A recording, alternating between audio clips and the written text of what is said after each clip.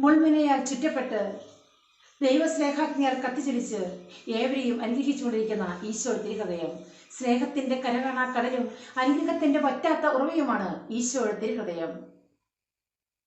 സകല നന്മകളുടെയും ഉറവിടവും വരപ്രസാദങ്ങളുടെ ശക്തി കേന്ദ്രവും എല്ലാ പുണ്യങ്ങളുടെയും നികേതവുമാണ് ഈശോയുടെ ആ ഹൃദയം. ആ തിരുഹൃദയത്തിലല്ലാതെ മറ്റെവിടെയാണ് നമുക്ക് അഭയം ലഭിക്കുക?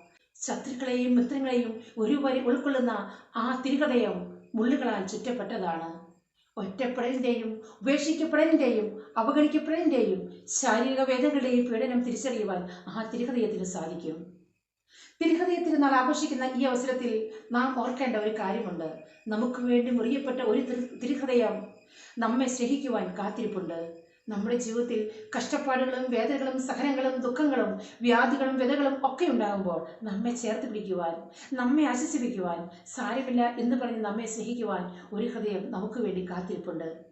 ആ തിരുഹൃദയത്തിലേക്ക് നമ്മുടെ ജീവിതത്തെ എല്ലാ കഷ്ടപ്പാടുകളും ദുഃഖങ്ങളും സഹനങ്ങളും ചേർത്ത് വെച്ച് നമുക്ക് പ്രാർത്ഥിക്കാം. ഓ തിരുഹൃദയമേ, ആ തിരുഹൃദയത്തിൽ നിന്ന് ഒഴുകുന്ന രക്തത്താൽ എന്നെ സൗഖ്യപ്പെടുത്തണമേ, എന്നെ കഴുകണമേ, എന്നെ ആശ്വസിപ്പിക്കണമേ, എന്നെ കാത്തുകൊള്ളണമേ എന്ന്. ആമേൻ.